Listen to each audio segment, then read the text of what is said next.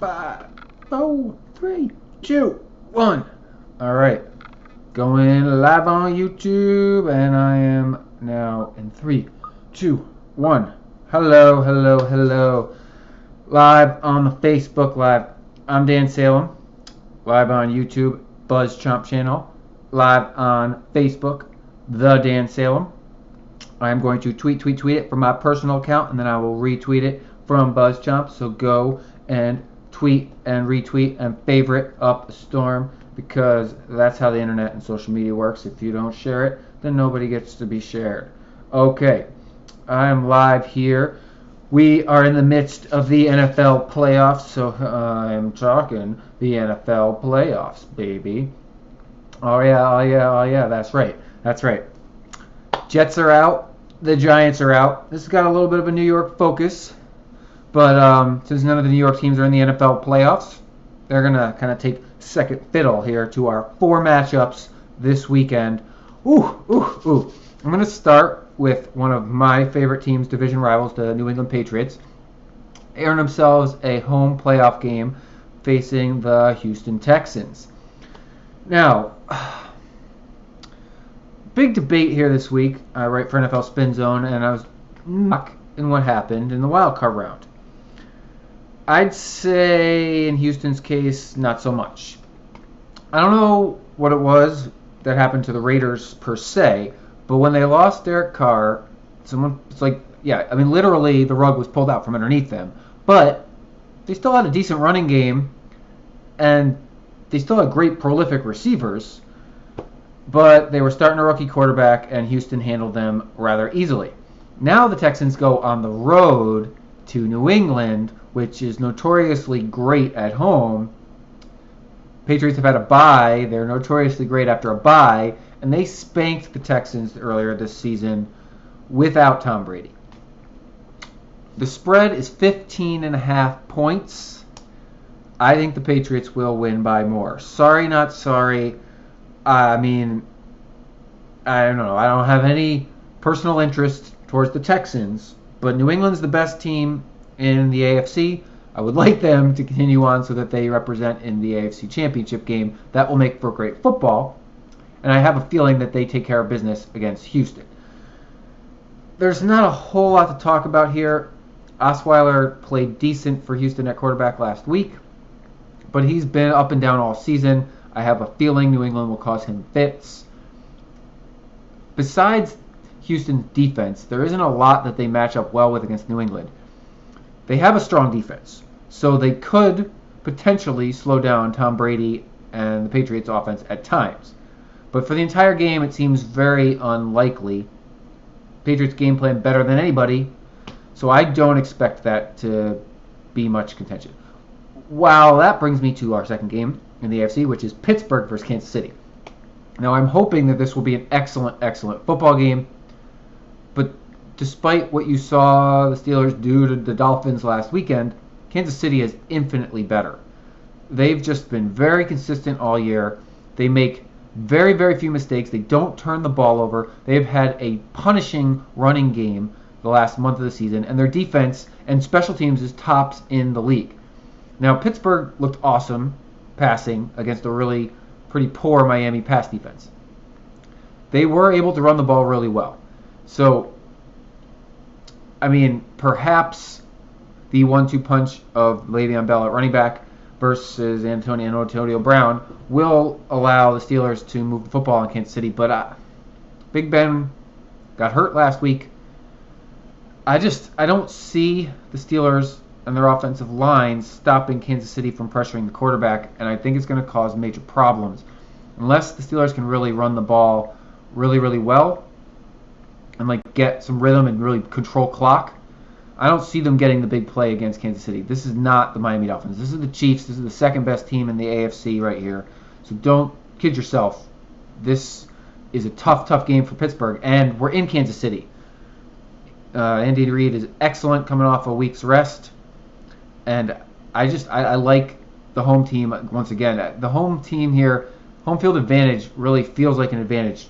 Foxborough, Arrowhead Stadium, those are big home field advantages, and especially when we're talking AFC here, if Pittsburgh, they got a tall order. Their defense has been okay. I don't know. I don't think they're going to be able to stop Kansas City's run game. It's been so good. This is going to be a tight one. It's only a 1-point spread, so it's really just pick your winner. And I like the home team. I do think home field advantage. I mean, they swept in the first round. I just think it's a real thing, especially as the playoffs wear on. The home teams got their home crowd, their home energy. There's just a little bit extra on their side. It's just mental. It's all mental. Okay. Where the fun and more debate really lies is in the NFC. The Giants were manhandled by the Green Bay Packers. The Packers have won, I believe, 7 games in a row, so they've almost won for 2 months straight. And they have to now head on the road down to Dallas to face an incredible Cowboys team with an incredible story of 2 rookies playing out of their minds, but 2 rookies in their first playoff game.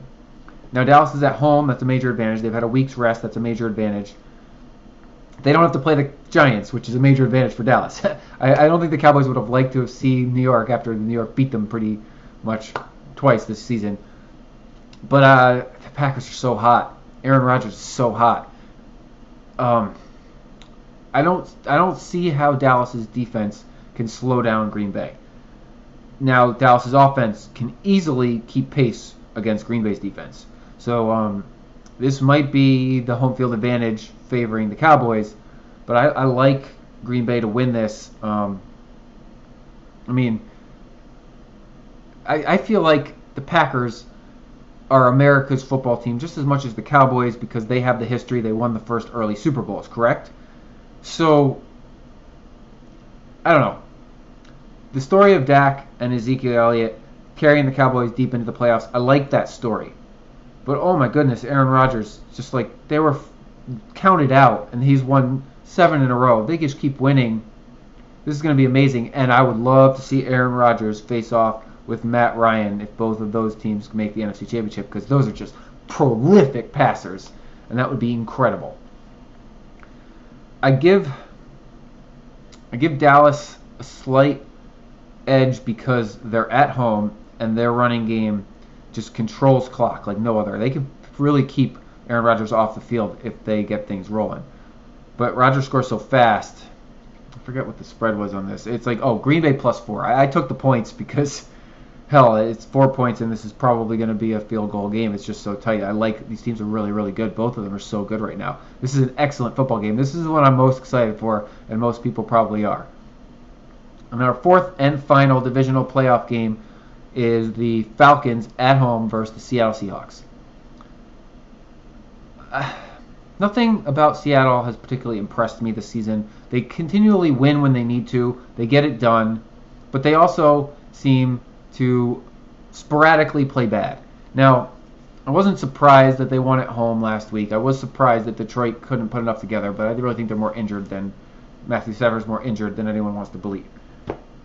Seattle on the road, going across the country into Atlanta against Matt Ryan's offense. Seattle's defense is very good this year, but they're not the level they used to be. They're not going to be able to stop Matt Ryan. They're not going to be able to stop that passing attack. Now, Atlanta's defense is better than people give them credit for, but they're not great. So Russell Wilson to Jimmy Graham is a incredible punch, and if they can have their running game going again like they did against the Lions, this is going to be a shootout also. But I don't think that they're going to. Atlanta's defense is better than Detroit's.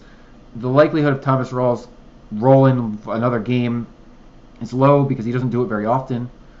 And Wilson to Graham has been sporadic. So I think Falcons can slow down the Seahawks enough to really win this game by 10, 14 points. Atlanta is just money. If Matt Ryan doesn't win MVP, it will be a shame because this has been his career best season, and he's totally dominated. That team would be out of the playoffs without him. Easily. I like Atlanta. Basically, the only road team I like this weekend is the Green Bay Packers. And if history tells us much of anything, which if we're going to use last weekend as our immediate history, the home teams will win. And if all 4 home teams win, it's going to be great championship round football. We will have the Chiefs up in Foxborough versus the Patriots. and we will have the Falcons down in Dallas versus the Cowboys. But if Green Bay pulls off the upset that I think they will, then Green Bay is going to go to Atlanta, and we get Matt Ryan versus Aaron Rodgers, which is just awesome. Just awesome. Just awesome. Any questions? Questions from my 2 live audiences? Okay, that was my take on our 4 divisional playoff games. Now, from the New York side of things, the New York focus. I'll start with the Giants, who lost to the Packers. I didn't realize that was Odell Beckham's very first playoff game. So you kind of forgive the jitters, and he had some drops, and that hurt. But I'm not sure that we're going to see good Eli Manning ever again. He was average at best Eli Manning this year, and he's been average at best Eli Manning for several seasons, and he did not turn it on late in the season. If New York can get a running game next year, the Giants that is, to cover Eli's missteps, then he can be a very successful quarterback for 3-4 more years. But the Giants didn't have much of a running back game. They didn't really have a good offensive line, so Eli was scrambling, and that's not really his forte. So I don't know. I mean, New York's got the weapons at wide receivers, so if Eli can get from the football, he's going to succeed because they're going to catch it. But he just felt like... Okay. No, I can't say that. I was going to say he felt like a better Ryan Fitzpatrick, but Fitzpatrick was so awful this year, so I guess everyone was a better Ryan Fitzpatrick. Eli Manning was a better Brock Osweiler this season because Brock Osweiler was up and down, up and down. Eli Manning was more up than down, but overall average. He was not very much above average. Now, there were a lot of below average quarterbacks leading teams, so don't get me wrong. Everyone that was in the Houston versus Oakland game was a below average quarterback, more or less. They just were. The rookie, he played like that, below average. He was a rookie. Everyone on the New York Jets was a below average quarterback this season. So Eli to be slightly above average is saying something, but it's not saying a whole lot. The Giants could never steal Tony Romo away from the Cowboys, and they're not going to kick Eli to the curb, but oh my goodness, he's one injury away from retirement, and maybe one more slow season away from being asked to retire. Just because, the Giants went 11-5, they made the playoffs. So, but last year they were out of the playoffs and kind of crappy. So, unless something changes in that running game, I don't know how they dominate again next season. It was almost like they got lucky this year, and next year they'll even out to 8-8 if something major doesn't happen. The defense was very good. So that can win you a lot of football games, but it can only win you so many. So our Giants fans are definitely rooting against the Cowboys, but it's hard to root for the team that just smacked you in the behind. So I suppose ultimately New York Giants fans are rooting for either the Falcons or Seahawks. As a Jets fan, I don't care for the Steelers. I don't really like rooting for the Patriots, even though Tom Brady's fun to watch. I guess I'm rooting for the Chiefs in the AFC. Andy Reid, I'd like to see him succeed. And Kansas City is just, Alex Smith, that's a story, number 1 pick, and he's just been playing mistake-free football for years. Not wowing anybody, but mistake-free. See, if Eli Manning could be an Alex Smith and not throw those interceptions, that'd be a whole other story. But oh man, the things we say. I want to see New England in the championship game because I want to see New England in the championship game. They're a great team to watch. Tom Brady's fun to watch. But I'd like to see the Chiefs come out of the AFC. I think they can pull it off. And I'd like to see the Falcons out of the NFC. I like Matt Ryan, Boston College guy. I went to Boston University. Yeah, we're rivals, but hell, we're both from Boston in the end. And I'd like to see him hit that next level in the playoffs. I don't really like rooting for the Seahawks. Packers are fun. I feel like Rodgers will get one more Super Bowl in his career, so maybe this is the season. And I have a hard time rooting for the Cowboys, but I really like watching Ezekiel Elliott play. So there's a lot of fun to be had as a Jets fan on the sidelines. Jets and Giants news, because we got a little New York focus going on. So there's a lot of hubbub around Odell Beckham, quote, growing up. Dude, it was his first playoff game. It happens.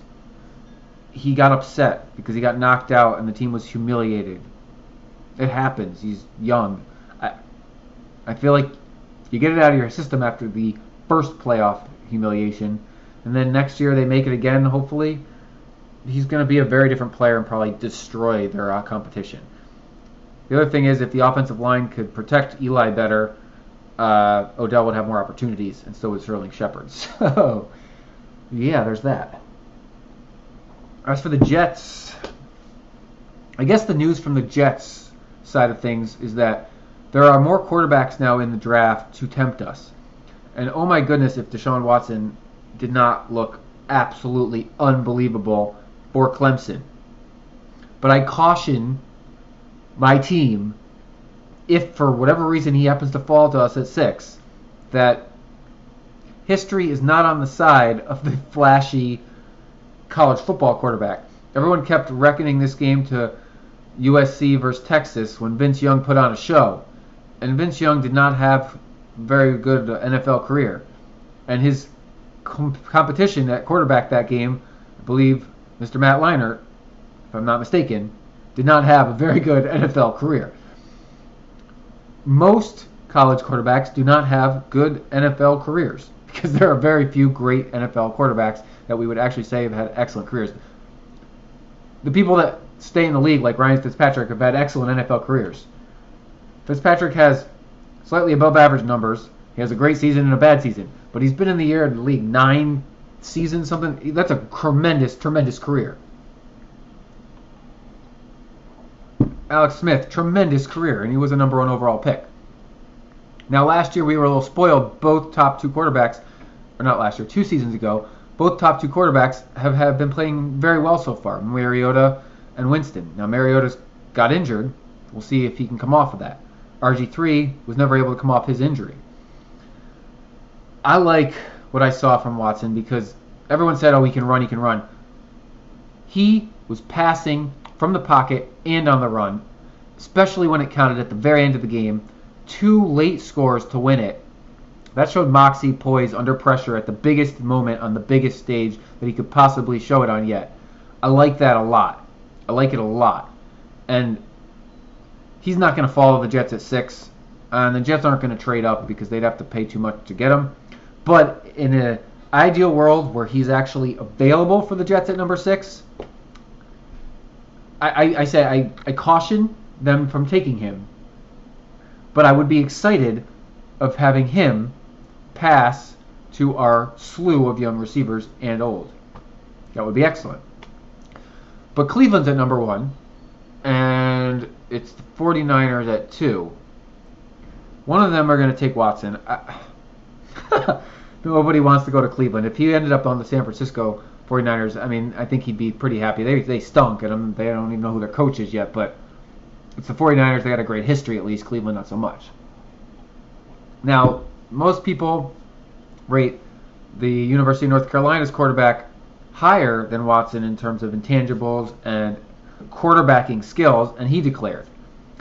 There's a decent shot he's available for the Jets at 6, but it really depends. If the Jaguars have given up on Blake Bortles, they're ahead of New York, they need a quarterback. Chicago's ahead of New York, they need a quarterback. None of these teams are really going to, quote, succeed with a veteran. So I'm not sure any of these guys fall to the Jets at 6. But, good news, if those quarterbacks go earlier than players that are actually better than them, because like those quarterbacks are good, but they're not great as compared to the people currently in the NFL. Whereas some of the players at these other positions, there's 2 running backs, a couple defensive players, and definitely linebackers, they could come right in and be excellent next year, and they're going to fall to the Jets at 6. So this is going to be fun. Now, I haven't done another mock draft. I did it like a month or so ago. I got to do a new one. But New York Jets got a lot of good options at 6 now, especially with these quarterbacks declaring, because if they fall to us, oh, that's fun. I mean, a lot of people have been writing, oh, the Jets, if they do this, they're going to give up on Hackenberg. Honestly, who cares? it takes a big man to admit when you've made a mistake, and it takes a bigger one to, on the biggest stage, draft another player that you really like high in the draft to replace the player that you think you've made a mistake on. If Hackenberg becomes the Jets' backup quarterback, okay, if we have a number one that's even better. The issue is, if the Jets draft a quarterback in the top 10, they have a rookie who they may not want to start right out of the gate, but they have no veterans, because I don't think they're not going to bring Fitz back, they're not going to bring Smith back. Petty coming off a shoulder surgery, he's probably out. So we got one quarterback, so that means we sign a veteran. Maybe Jay Cutler is backup or something. I mean, there's a lot of backup options. If Matt Moore leaves Miami, he's an excellent backup quarterback. So I like the prospects of the Jets filling their quarterback position, because there's just there are a lot of options, and maybe somebody strikes gold, maybe not, but the rest of the team can really fill in around. I mean, look what the Giants did filling in around Eli this season when he was not at his best. Same with Miami, filled in around Matt Moore when they lost Tannehill. Now, granted, they got knocked out of the playoffs, but for the Jets to make the playoffs next season, that's a major win. For the Giants to return to the playoffs next season, that's a major win.